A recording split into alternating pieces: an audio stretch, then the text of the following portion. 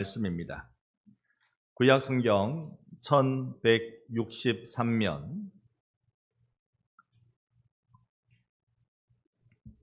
에스겔 11장 19절로 20절 말씀, 여러분 찾으신 줄 알아 두 절을 우리 함께 봉독합니다. 내가 그들에게 한 마음을 주고 그 속에 새 영을 주며 그 몸에서 돌 같은 마음을 제거하고 살처럼 부드러운 마음을 주어 내 율례를 따르며 내 규례를 지켜 행하게 하리니 그들은 내 백성이 되고 나는 그들의 하나님이 되리라. 아멘. 이 말씀 이대로 되면 참 좋겠습니다. 그리고 그리 될 줄로 믿습니다. 우리 함께 좌우로 한번 인사하겠습니다. 사랑합니다. 존경합니다. 세월 지나면서 목사로서 제일 마음에 부담이 되는 것, 이런 것 있습니다.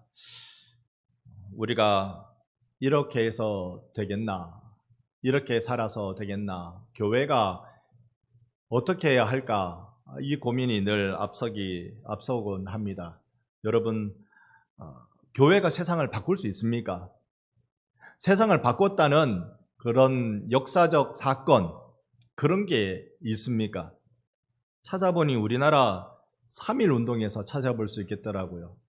그 당시에 우리나라 인구가 1800만 정도라고 합니다. 실은 1600만에서 2000만 정도, 당시에는 인구조사를 하지 않았으니 대충 어림잡아 이 정도쯤일 거라고 생각을 합니다. 그런데 이 3.1 운동할 때요, 기독교 지도자, 천도교 지도자, 그리고 불교 지도자는 불교는 1명, 그래서 33인이 민족 지도자로 독립선언서를 작성합니다. 기독교가 16명이었습니다. 17명, 18명 충분히 더 될 수 있었는데 한 종교가 과반을 차지하는 건 옳지 않다 해서 기독교가 딱 반에 조금 못 미치도록 16명의 지도자였습니다. 그런데 이때 전국적으로 천도교 교인은 300만 명이고 기독교인들은 20만 명입니다. 전체 인구, 우리나라 인구가 2천만 명이라고 보면요, 1%밖에 안 됩니다. 지극히 적은 숫자입니다. 그런데 그 당시에 3.1 운동 때 모습을 보면 목사, 장로, 총수가 전국에 1029명이었습니다. 그 중에 3.1 운동한다고 체포된 사람이 전체 수의 13%였습니다. 체포당한 사람이요. 그리고 3.1 운동 만세 사건을 통해서 체포된 우리나라 전체의 감옥 생활한 피감자의 숫자의 51%가 기독교인이었습니다. 이 정도만 되면요, 교회의 역할은 3.1 운동의 주도자였다는 것을 우리가 알 수 있습니다. 그래서 3.1 운동은 세계사에 빛나는 한국교회가 중심을 이룬 무저항 비폭력 운동이라고 이름 알려졌습니다. 우리 저기 인도의 간디 이야기하는데요, 우리나라가 인도의 간디가 얘기했던 그 무저항 비폭력 운동 못지않은 일을 우리가 해냈습니다. 그리고 영국은 인도를, 일본이 우리처럼 그렇게 하지는 않았습니다. 그러는 중에도 우리나라의 일제 이 초엽에 그때 그들이 했던 그 무단 통치 앞에서 이토록 교회가 주도적으로 저항하며 교회가 이 세상의 빛이다라고 이야기하며 살아냈던 적이 있었습니다. 그러니 3.1 운동은 교회가 세상의 빛이라는 사실을 보여준 것이고 100년이 지난 지금 이때도 교회는 세상의 빛이 되어야 될 줄로 믿습니다. 그래서 우리는 잘 살고 잘 죽어야 됩니다. 사는 사명과 죽는 사명을 잘 가져야 됩니다. 이 한 사진 보시면 여러분 누군지 단박에 아실 겁니다. 누구일까요? 우리의 모든, 우리나라 모든 국민의 누나, 우리의 모든 이들의 누나, 유관순 열사입니다. 17살 그때 사진입니다. 여러분, 유관순의 가문은 기독교 집안이었습니다. 할아버지께서요, 유용기 씨가 미국 감리교 선교사의 부흥에 참석했다가 은혜 받고 그때 예수님을 믿었습니다. 그리고 그 기독교 집안이었기 때문에 이 유관순을 서울에 있는 이화 여자 고등 보통학교, 지금으로 치면 이화 여고가 있는지 모르겠어요. 이화 여고 1학년입니다.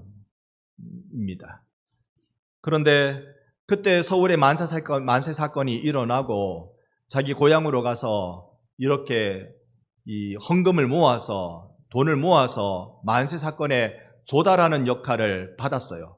그래서 고향 아우네로 내려갔는데 거기에서 장날을 만나서 여기에 이제 우리가 만세 운동을 해야 되겠다. 유관순 열사가 거기서 만세 운동을 기획하고 그 일을 추진합니다. 그런데 이 만세 시위 운동을요, 유관순의 가족이 다 참여한단 말입니다. 그래서 이 가족 전체가 멸족당했습니다. 자기 어머니는 이조제라는 이름을 가지고 있는 이 어머니는 만세 시위 사건 현장에서 숨졌습니다.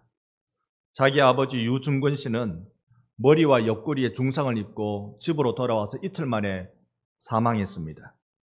오빠 유우석 씨는 감옥에 투옥됐습니다. 유관순은 1920년까지 서울 서대문 형무소에 투옥됐고 1920년 곧 만세 사건이 있었던 다음 해에 감옥에서 옥사했습니다. 여러분이 본 그 사진은요, 유관순 열사가 얼굴이 부어있는 사진이래요. 고문당하고 많이 맞고 이래서 얼굴이 부은 사진이랍니다. 이 사진을 가지고 요즘 복원을 했는데 이런 얼굴이었을 것이다. 꼭 동생 같지 않습니까? 꼭 딸 같지 않습니까? 참 예쁜 얼굴을 가졌던 그런 유관순이었습니다. 기독교 집안에서 신앙의 교육을 받으니 믿음으로 살아야 된다. 믿음으로 산다는 건 어떻게 살아야 하는 것인가? 여기에 거룩한 부담감을 갖고 만세 사건 그 시위 운동을 주동적으로 하다가 옥고와 옥사를 당한 우리 민족의 독립운동가였습니다. 여러분, 우리네 마음속에 생겨나기를 바라는 기적이 하나 있습니다. 이래서는 안 되는데 이 생각을 우리가 갖기를 원합니다. 북왕국 이스라엘이 그 아람 나라 베나닥과 전쟁할 때가 있습니다. 그런데 전쟁이라면 이스라엘은 잘 할 줄 모르죠. 그래서 수도 사마리아가 아람 군대에 의해서 포위되고 맙니다. 고대 전쟁의 방법은요, 성을 포위해서 성을 고사시키는 겁니다. 항복할 때까지 물도 안 나오게 만드는, 쫄쫄 굶게 만들어서 손 들고 나오게 만드는 게 고대 전쟁의 방법이었습니다. 성 안의 상황이 어려워지지요. 큰 굶주림이 성 안에 있게 됐습니다. 열왕기 하에는 이 상황의 모습을 알려주는데요. 무슨 말이냐 하니 여인이 대답하되 이 여인이 내게 이르기를 너희 아들을 내놓으라. 오늘 우리가 먹고 내일은 내 아들을 먹자. 이게 무슨 말이에요? 이게 무슨 끔찍한 상황이란 말입니까? 전쟁과 가난이 주는 인간성 말살은요, 이리 말로 다 할 수 없습니다. 사람됨, 인권, 이건 전쟁과 상관없는 것 같습니다. 절대 가난과 기근 앞에서는요, 인육을 탐하는 일까지, 인륜을 저버리는, 천륜을 저버리는 일까지 일어나는 것이 바로 전쟁과 기근입니다. 본성 앞에 철저히 무너지는 인간성을 볼 수 있습니다. 사람이 사람됨, 이거 지키는 거 평소에는 가능한데 이 위기 상황에서는 참 어렵습니다. 여기 사마리아 성이 아람 군대에 포위될 때 이 성 안에 나병 환자 10명이 있었습니다. 이 나병 환자도 같이 굶주리고 있었죠. 배가 고프고 이제 방법은 둘 중에 하나밖에 없는 것 같아요. 여기서 굶어 죽든지 아니면 저기 아람 나라 군대에 가서 항복하고 얻어먹든지, 여기서 굶어 죽거나 저쪽에 가다가 적군이라고 해서 칼에 맞아 죽더라도 죽기를 각오하고 나가든지 둘 중에 하나밖에 방법이 없어요. 그러나 여기 있으면 죽는 건 자명한 사실이고 신락 같은 희망을 안고 항복하기 위해서 나갑니다. 이 길로 적국에 가서 항복하며 살 길을 찾는데 웬걸요? 적의 군대가 있어야 될 그 야영지에 가보니까 아무도 없는 거예요. 군 장비건 뭐건 양식이건 다 그대로 놔두고 사람이 없는 겁니다.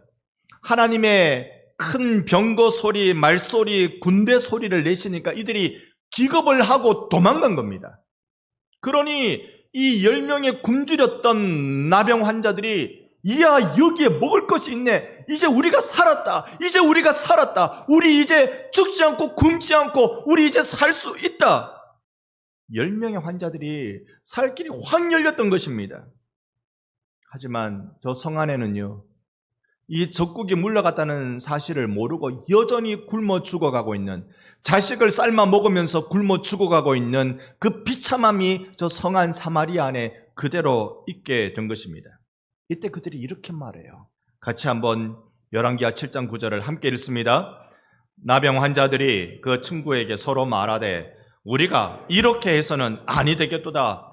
오늘은 아름다운 소식이 있는 날이거늘 우리가 침묵하고 있도다. 만일 밝은 아침까지 기다리면 벌이 우리에게 미칠지니 이제 떠나 왕궁에 가서 알리자 하고.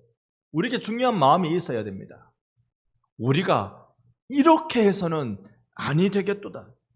우리가 아름다운 소식을 알리자. 이렇게 해서는 안 된다. 우리 이제 먹을 것 생겼다고, 우리 이제 살 길 생겼다고, 우리가 조용히 가만히 있는 거, 여기서 너도 좋고 나도 좋고 우리 손잡고 야 행복하다 그러고만 있는 거, 이래서는 안 되겠다. 나만 예수 믿으면, 나만 예수 믿고 잘 살면 된다. 이렇게 생각해서는 안 되겠다. 여러분, 전도라는 건 우리의 본성을 거스리는 하나님 주신 천성인 줄로 믿습니다. 전도는요, 생명 살리기 위해서 내가 무언가 노력하는 건, 이건 지극히 우리 본성이 우리에게 경고음을 보냅니다. 그렇게 살면 안 된다. 그런 걸 하면 안 돼. 지금이 어떤 시대인데 전도한단 말이야. 그런 건 그렇게 하면 안 되는 거야. 우리의 본성이 자꾸 전도를 가운데 막고 있습니다. 그런데 하늘의 성질, 천성으로 우리는 이 세상을 거슬러 가야 할 것입니다. 당시에 가장 천대받고 격리되고 사람 취급받지 못했던 나병 환자들도 하나님의 기적 앞에서 이 마음을 갖게 된 것입니다. 우리들이 품어야 될 바로 그 마음입니다. 교회 역사에서 이 초대 교회는 예루살렘 교회라고 그렇게 부르지요.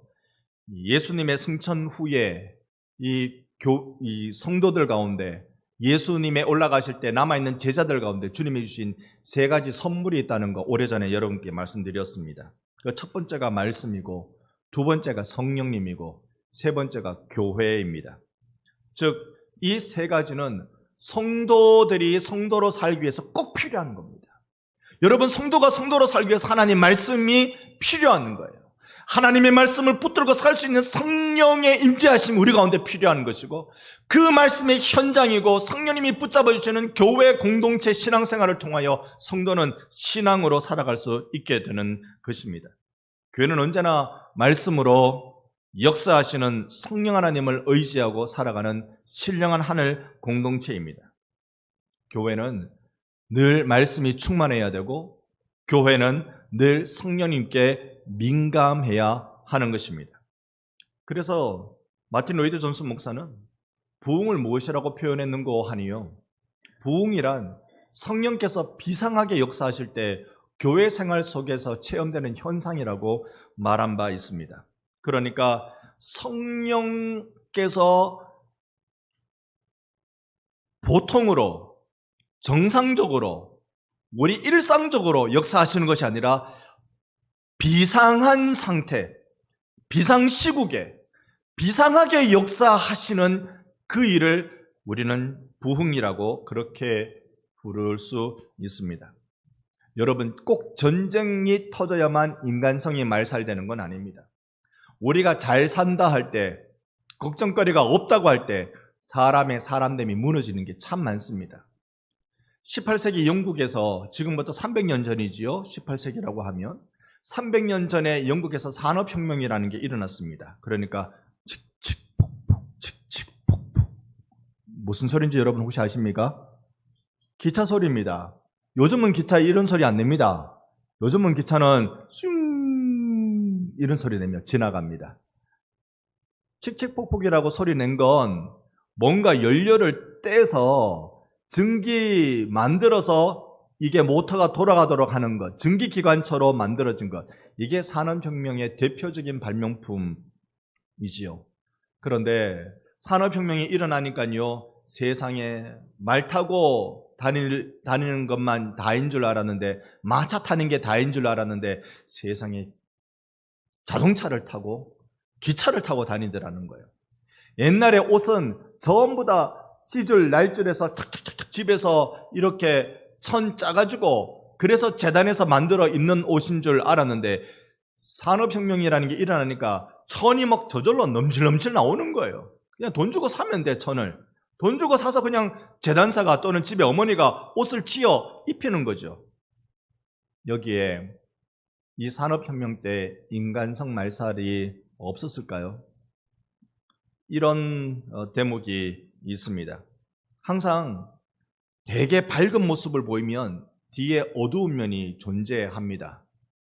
그 모습을 아동 노동이라는 것으로 빗대어 볼 수 있는데요. 당시에 일할 손들이 굉장히 많이 필요하니까 누구의 손까지 빌립니까? 애들을 일시키는 겁니다. 애들도 할 수 있는 일이면 하면 좋지 뭐. 아르바이트도 하고 하면 좋지. 그런데 여러분 알고 계세요? 요즘 아르바이트도 어린아이는 하면 안 됩니다. 법으로 금지되어 있습니다. 법으로 이 노동을 할 수 있는 연령대를 정해놨습니다. 왜? 18세기 영국을 보니까 안 정해놓으면 안 되겠더라고요. 애들이, 그러니까 직물산업, 직물공장, 여기에는요, 이 작은 손으로 미세한 작업을 해야 될 게 많아서 어린 아이들을 데려다 놓고 일시켰습니다. 그러다가 스핀들이라는 이렇게 기계 회전하는 부분에 머리가 끼어서 죽기도 하고 다치기도 하는 사상자가 많이 났다는 것이 당시의 기록입니다. 그뿐입니까? 탄광에는요, 이 기계를 돌리려면 연료가 석탄인데 석탄은 탄광에서 캐내야 되잖아요. 탄광에서 캐낼 때, 석탄을 캐낼 때 저기 막장은 끝부분은 작고 몸이 작고 유연한 사람이 들어가야 그 일을 할 수 있는 거예요. 누구를 들여보내겠어요? 어린아이를 들여보냈단 말입니다. 그래서 거기에 많은 아이들이 다치고 죽고 하는 일이 일어났다고 합니다. 여러분, 오늘날 우리가 돈 잘 번다, 부자가 된다, 이야, 이거 이제 우리나라도 금방 일어나겠구나, 그런 생각 들 때 이면에 어두움이 많다는 걸 여러분 혹 알고 계실까요? 여러분, 이럴 때 교회가 뭘 해야 될까요? 당시에 지금부터 300년 전에 영국 교회가 든든했는데 영국 교회가 그러면 이런 상황 속에 무엇을 했을까? 그때 교회는 교회대로 그때 홍역을 치르고 있었습니다. 사람들 생각에 이제 종교 얘기하면 좀 지긋지긋하다, 종교라고 얘기하니까 좀 이제 좀 싫다, 그런 얘기 좀 그만하면 좋겠다, 말도 안 되는 이야기, 예수님이 무리를 걸었다고 말하질 않나, 뭐 이거 상식적으로 맞지 않는 이야기들을 자꾸 하니까 종교 이야기 그만하면 좋겠다. 그래서 이때 이신론이라는 철학이 등장하는데요, 이신론은 신이 이사 갔단 말입니다.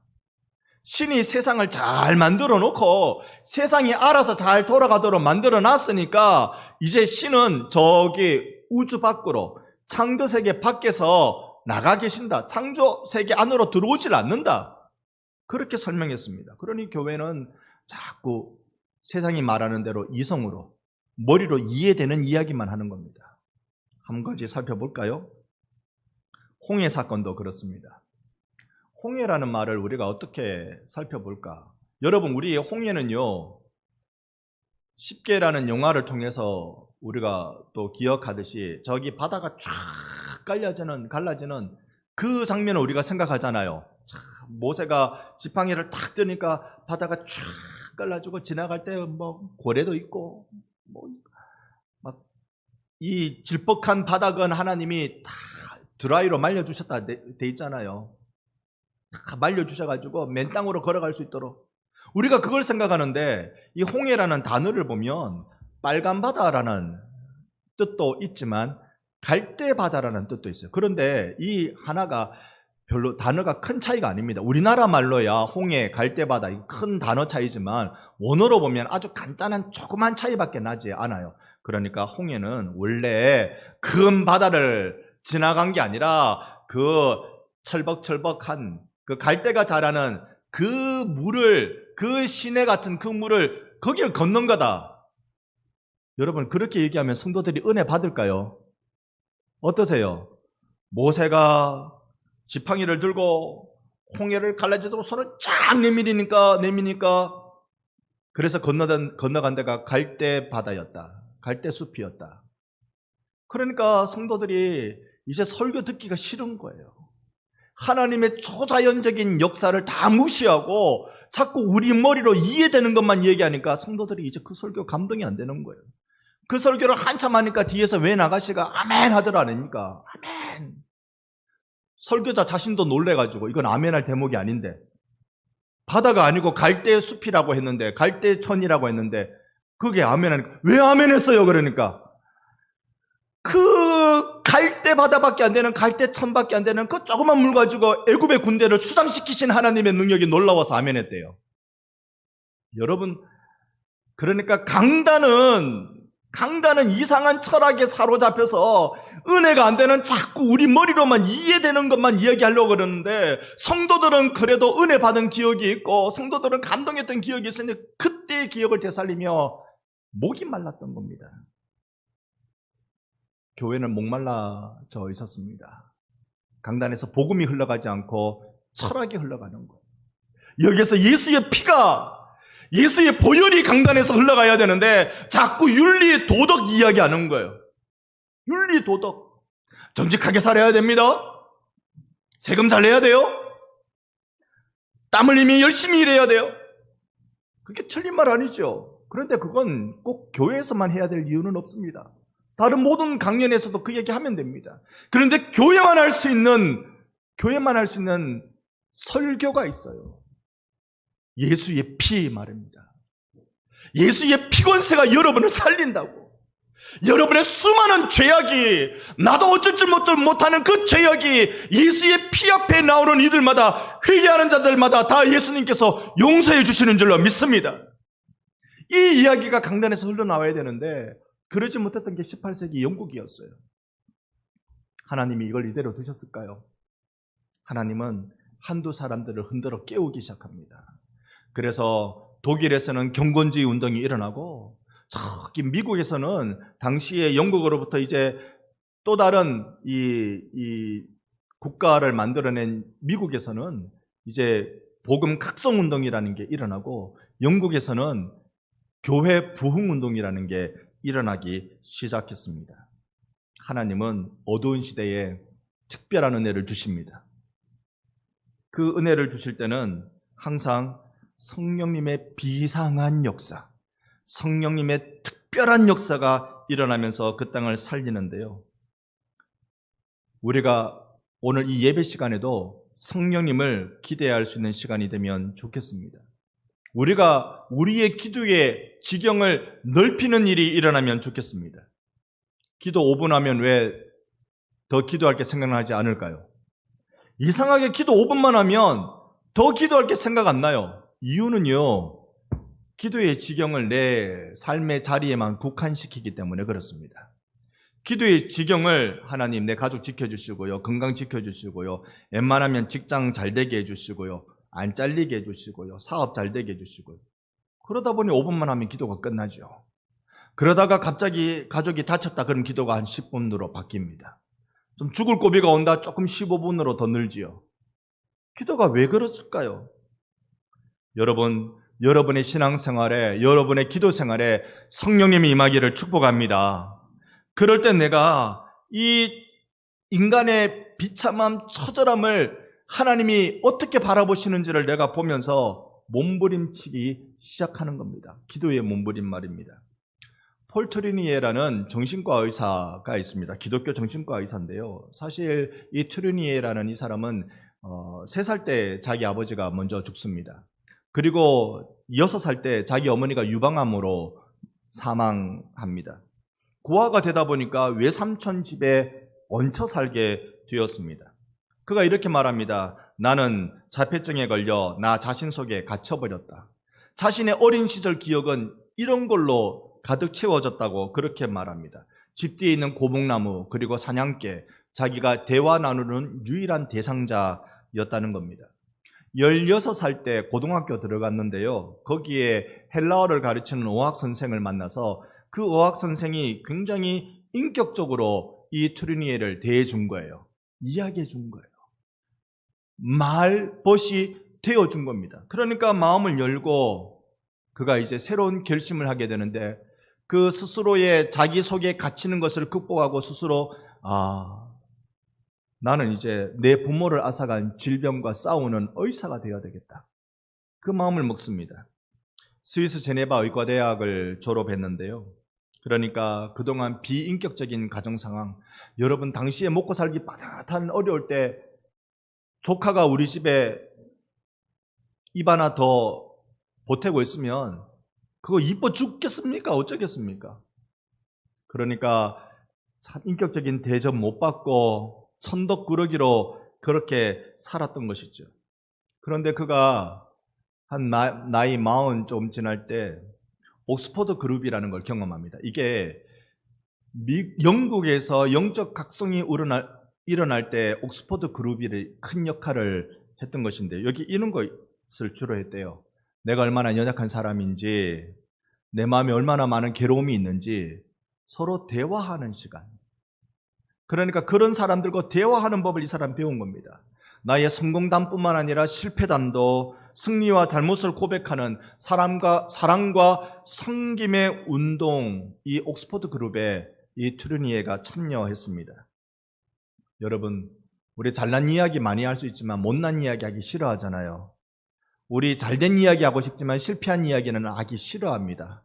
하지만 우리 교회 공동체는, 우리 교회 구역은 자신의 허물도 이야기할 수 있는 따끈따끈한 성령님이 임하는 구역 되기를 소망합니다. 그가 나중에 책을 하나 쓰는데요. 인격의학이라는 책을 하나 씁니다. 자기가 개발해낸 책을 가지고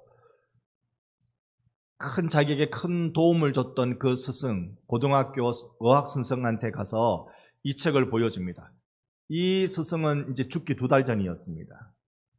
그래, 너가 그 책을 써서 가져왔어? 그건 내 앞에서 한번 읽어봐.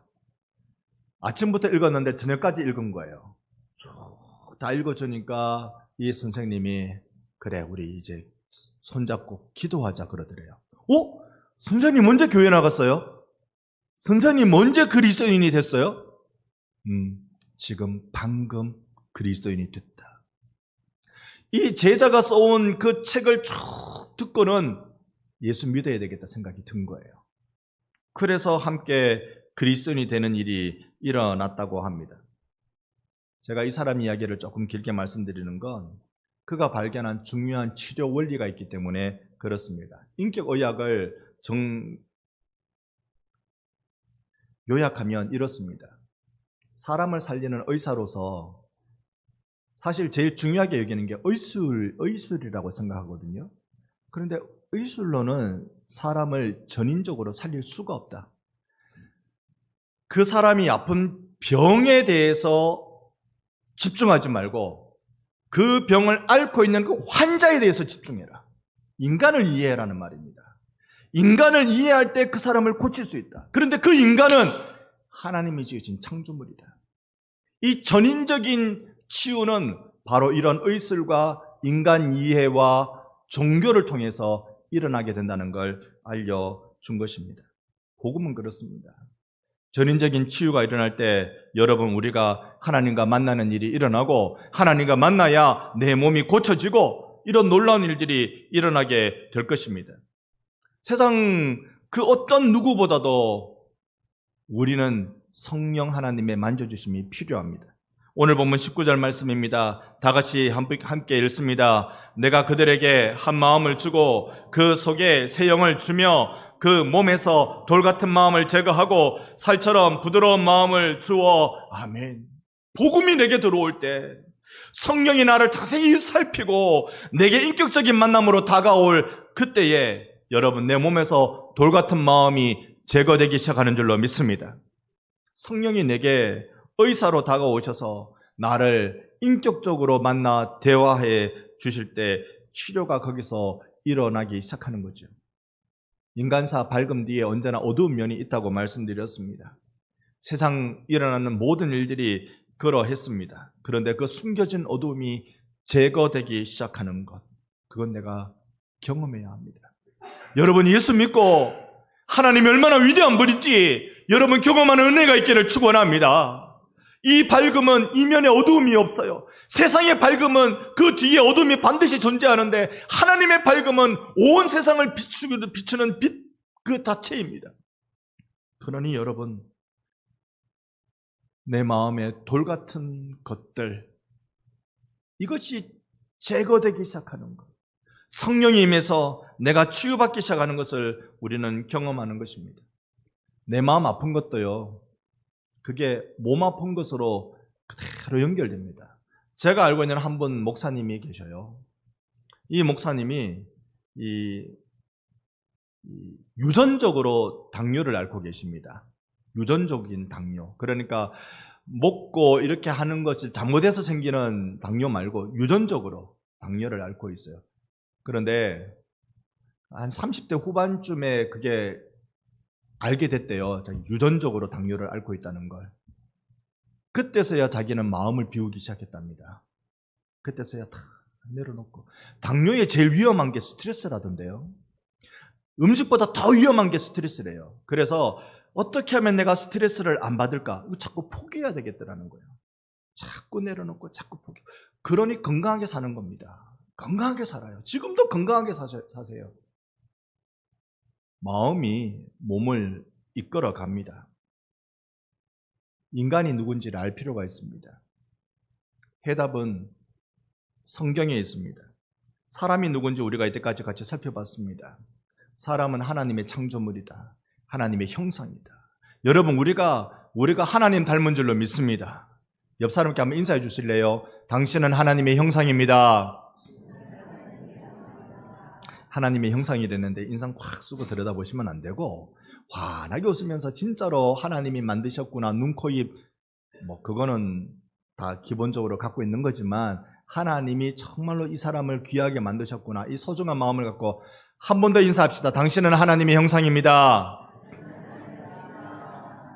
이 형상이 범죄로 타락해서 죄와 사망 가운데 눌려 사는데 바로 내 구주 예수의 대속의 은혜로 구원받고 회복되어야 대상이 바로 인간이라는 사실입니다. 그래서 우리가 사람을 살리는 건 바로 예수 만나는 데 있다는 것입니다. 이 트리니 의사가 그래서 마지막으로 이렇게 말합니다. 한 사람의 개인적인 문제와 하나님과의 관계가 신체적 질병과 치유에 영향을 미친다. 그러니까 내 개인적인 문제, 개인적으로 경험한 거, 방황할 수밖에 없었고, 가난할 때 그렇게 힘들었고, 끼니가 없어서 어쩔 줄 몰라서 울며 불며 그렇게 그 처절한 경험들이 개인의 문제로 여전히 자국이 우리 마음에 남아 있습니다. 그러나 하나님과의 관계 속에서 그것이 하나님 앞에서 우리가 해결함을 받고 그 치유되고 그러면 내 몸도 회복되고 새롭게 변화된다는 것입니다. 하나님은 나의 어떠함에 관심 있는 것보다 나에 대해서 관심이 있으십니다. 당신은 누구십니까? 라고 물으면 우리 흔히 저는 50대고요. 저는 반성교회 목사고요. 저는 남자고요. 자꾸 나의 어떠함을 이야기합니다. 나를 이야기하는 것은 우리는 굉장히 어렵습니다. 그런데 하나님은 나에 대해서 관심이 많은 분입니다. 내가 병이 있든지 나이가 많든지 내 경험이 너무 험악하든지 성공 못해본 인생이든지 그거 상관없이 하나님은 여러분을 하나님의 형상으로 그대로 보고 계시는 것입니다. 나 자체에 관심이 있으세요.